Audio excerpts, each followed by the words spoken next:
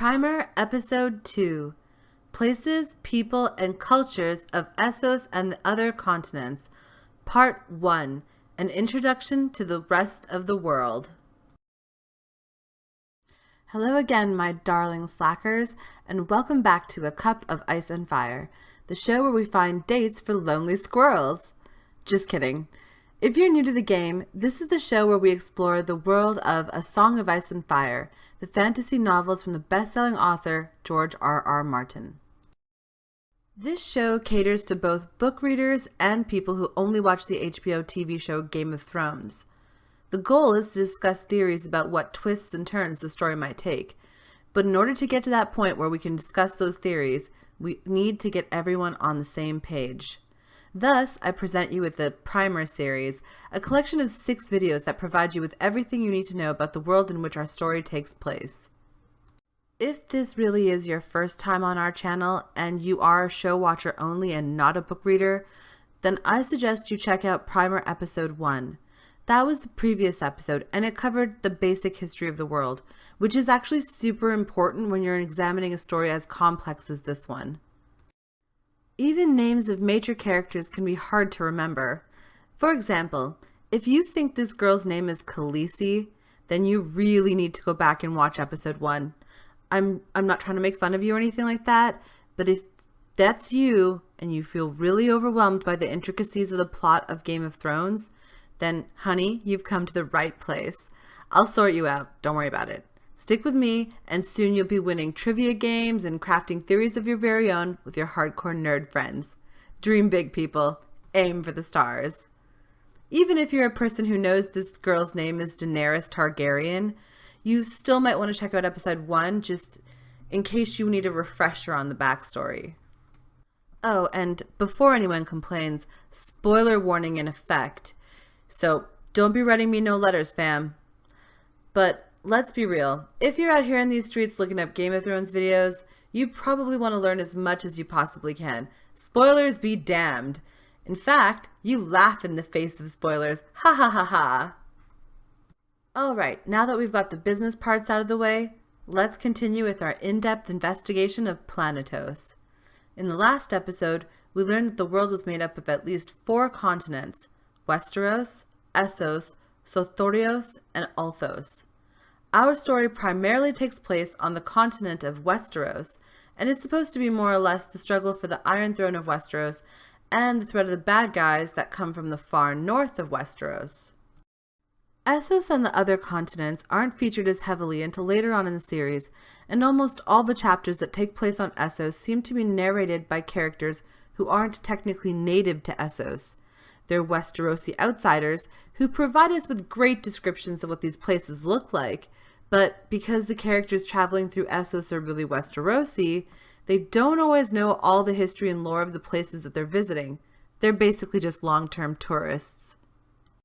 Outside of the companion book, A World of Ice and Fire, our primary source for exploring some of the different regions on this continent is Daenerys Targaryen, the last surviving member of House Targaryen, the former royal family of Westeros.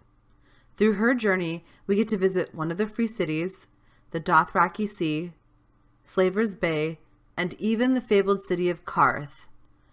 Although Dany has spent the majority of her life in Essos, she's never settled in one place for very long, and she was never formally educated beyond what her brother taught her on the road. And no one formally taught him the history of the free cities or any other place in Essos, besides whatever he was able to pick up on his travels by himself. Apart from Daenerys' storyline, there's also Tyrion Lannister's and Arya Stark's different adventures in Essos to provide even more clues about what this continent is like. There are a few other characters that also have point of view chapters that take place on Essos, like Samwell Tarly. For a more complete list, check out the description box or the end credits to find references for the chapters that take place on Essos relevant to the video you're watching. And while we love the TV show, as book readers, we gotta admit, the show doesn't always do a great job of really depicting how diverse, grand, and ancient things are in the books. Just look at the Iron Throne from the show versus the way it's supposed to look in the books. That is just one tiny example of how scaled down things are in the show. Personally, I understand why the show does this. It is enormously expensive to produce, and there are only 10 episodes per season, and each episode is only an hour long. The showrunners once said that even if they had unlimited amounts of money, they could never do all the storylines, characters, and locations exactly how they are in the books because there just isn't enough time in a year to make it happen, including the time it would take to either build sets or design stuff with computers to make locations look even more intense and spectacular than they already do. To make up for this, your girls here at New World Slackers will attempt to fill any gaps of information that we can between the books and the TV show, but with literally no budget and only a few weeks to slap it together. You're welcome, Internet! All joking aside, let's delve into the places, people, and cultures of Essos and the other continents.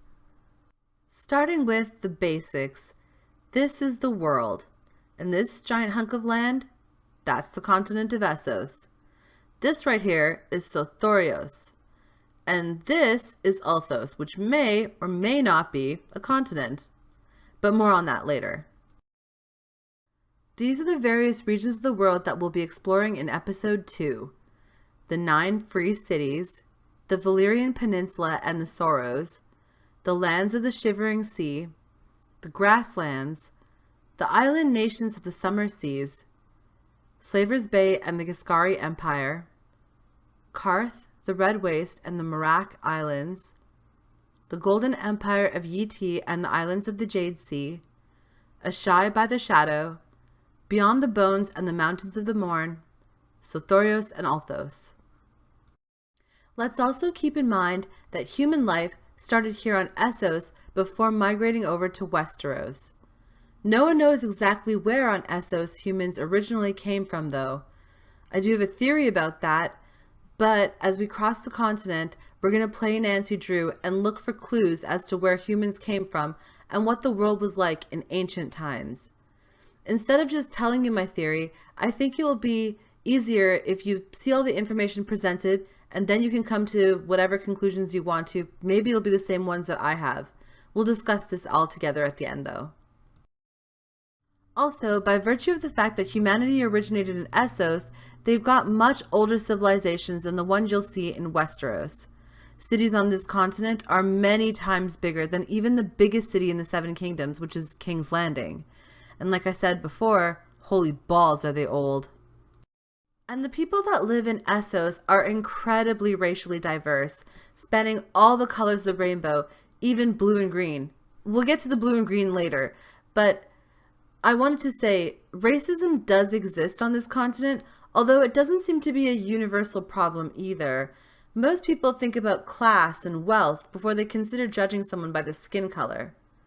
By contrast, the people of Westeros are all the same race. They're all white or portrayed as European. Well, except the Dornish, who are only half white and half brown because they're descendants of a mix of the First Men, the Andals, and the Rhoynar. My final sort of programming note before we jump into all this heady stuff is that I'm going to try to connect the fictional locations and cultures to real-life civilizations from which I believe the author drew his inspiration. So if I think, for example, that the Rhoynar people resembled the civilization that sprung up around the Ganges River in India, then I'll show you images of ancient places in that real-life civilization to help you visualize what the fantasy world might have looked like. And I'm doing this because George R. R. Martin has said on multiple occasions that this fantasy world is based on the real world and that he's really just a big history nerd. Oh my god, samesies George. Boudica is my homegirl. Okay, now that we've gotten all the introduction stuff out of the way, let's finally get our Carmen Sandiego on and do some exploring.